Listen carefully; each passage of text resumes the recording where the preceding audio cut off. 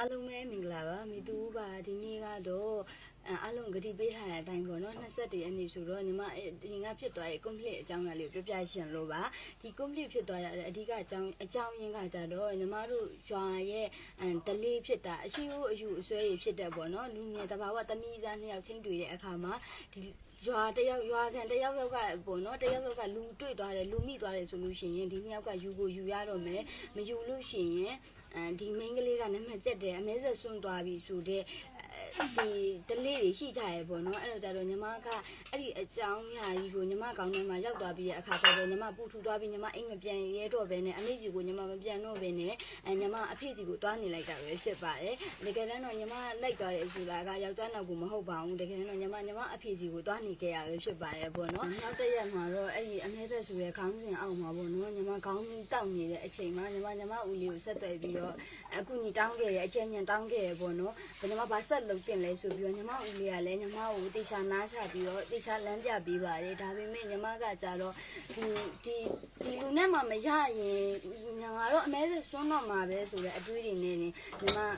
ခေါင်းကြီးတောက်နေခဲ့ရပေါ့နော်ညီမအဲ့အတွေးနဲ့ကိုအတွေးနဲ့ကိုညီမတတ်နေခဲ့ပါတယ်အဲ့ကြောင့်မလို့ညီမဦးလေးကို2ရက်တိညီမစာမပြန်နိုင်ခဲ့ပါဘူးပေါ့နော်အဲ့အချိန်ထိညီမခေါင်းထဲမှာရှိတဲ့အတွေးတွေကညီမကဒီလူနဲ့မှမယူရင်ငါတို့နာမည်ပြတ်တော့မှာပဲငါတို့အမဲသက်ဆွန်းတော့မှာပဲဆိုတဲ့အတွေးတွေနဲ့ညီမအတွေးတွေနဲ့ညီမသိနေခဲ့ရပေါ့နော်ဒါပေမဲ့ညီမဦးလေးကကြတော့ပေါ့နော်လူငယ်တဘာဝလူငယ်သမီးသားတဘာဝအရာချင်းတွေ့ရစကားပြောတာမှုန်စားတာစကားပြောတာတွေကဒီရှက်စရာမဟုတ်ဘူးပေါ့နော်နောက်ဆုံးမိတ်ပြောရလို့ရှိရင်ဖတ်တာနမ်းတာဆိုရင်တောင်မှဒါကရှက်စရာမလိုဘူးဒါလူငယ်တဘာဝပဲပေါ့နော်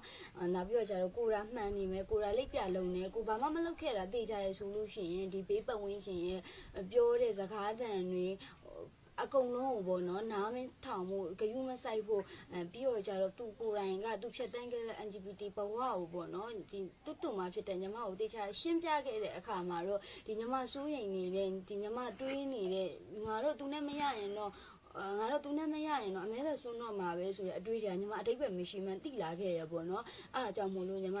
ဦးလေးရဲ့လမ်းပြမှုနဲ့အတူညီမအခုတော့ညီမအမေရဲ့အိမ်ကိုပြန်ရောက်နေပြီပဲဖြစ်ပါတယ်တကယ်တော့ညီမဦးလေးပြောရလဲမှန်ပါတယ်ညီမအသက်ဆိုရင်အခု22တောင်မပြည့်သေးဘူးပေါ့နော်တကယ်တော့ညီမ25 26လောက်ထိညီမကအလုပ်ကိုတေချာလေးလုပ်ပြီးတော့ကြတော့ပတ်စံနေရှာတဲ့နဲ့ရှာရအောင်မယ်ပေါ့နော်ပြီးတော့အခုဟာဆိုလို့ရှိရင်တကယ်ငွေရှာလို့အကောင်းဆုံးအချိန်လို့တောင်မှပြောလို့ရရပေါ့နော်ညီမဦးလေးပြောအမှန်ပါတယ်ပြီးတော့သူကလည်းဦးလေးတယောက်အနေနဲ့ပေါ့နော်ညီမပေါ်မှာဘာမျောလင့်ချက်မှမပါဘဲနဲ့ကူညီပေးခဲ့တယ်ဆိုတာလည်းအားလုံးအသိပါပဲပေါ့နော်ညီမနဲ့ပတ်သက်ပြီးတော့ဘာကိုချိုးမှမကြည့်ပဲဘာမျောလင့်ချက်မှမပါဘဲနဲ့သူကိုယ်တိုင်ကအမုန်းခံပြီးတော့ညီမကိုသူကူညီပေးခဲ့တယ်ဆိုတာလည်းအားလုံးအသိပါပဲညီမဦးလေးအနေနဲ့ဗလဲပေါ့နော်သူစိတ်ဆိုးပြီးတော့တင်လိုက်တဲ့အကြောင်းအရာနဲ့ပတ်သက်ပြီးဒီ conflict ကလည်းပိုရှုပ်ထွေးသွားခဲ့ရှိတယ်ပေါ့နော်အဲ့ညီကဆိုလို့ရှိရင်ညီမကြောက်လန့်နေပဲညီမဦးလေးနဲ့အတူညီမတို့ Telegram မှာဖုန်းကောတနာယူကြော်လောက်ပြောဖြစ်ပြီးရဲ့နောက်မှာတော့ညီမအတီတရားရပြီးတော့ကြတော့ညီမအခုလိုမျိုး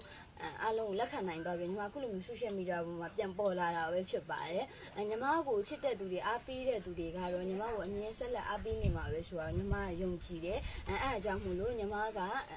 ဒီဗီဒီယိုလေးတွေ blog လေးတွေပြန်ရိုက်ပြီးတော့ကြတော့ညီမအမိနဲ့တူညီမကဒီတဲစုပ်လေးကနေပြီးရုံထွက်အောင်မှာပဲဖြစ်ပါတယ်ပေါ့နော်ညီမကိုမနာလိုဝေဖန်ကြတဲ့စကားတွေပေါ်မှာပေါ့နော်စိုးရင်စိတ်တွေအများကြီးရှိပေမဲ့လေဒါပေမဲ့ညီမဦးလေးညီမကိုပြောတဲ့စကားဖြစ်တဲ့လူတွေကတော့ဝေဖန်နေမှာပဲပဝင်းရှင်ဆိုတော့ပြောနေမှာပဲဒါပေမဲ့ကိုမှန်တယ်ထင်ရင်ကိုဖြူစင်တယ်ထင်ရင်ဘာမှနားမယောင်ပဲနဲ့ရှေ့ဆက်ရမှာမင်းတာဝင်းဆိုတဲ့စကားနဲ့အတူပေါ့နော်ညီမနောက်ထပ်ဗီဒီယိုတွေဘလော့တွေမှာညီမကိုချစ်တဲ့ညီမချစ်ရဲ့အကိုအမရင်းနဲ့ပြန်လည်တွေ့ဆုံသွားအောင်ပါပဲဖြစ်ပါရဲ့ရှင်ကြည့်ရှုခဲ့ကြတဲ့တယောက်ချင်းဒီတိုင်းကိုကျေးဇူးများကြီးတင်ပါတယ်ရှင်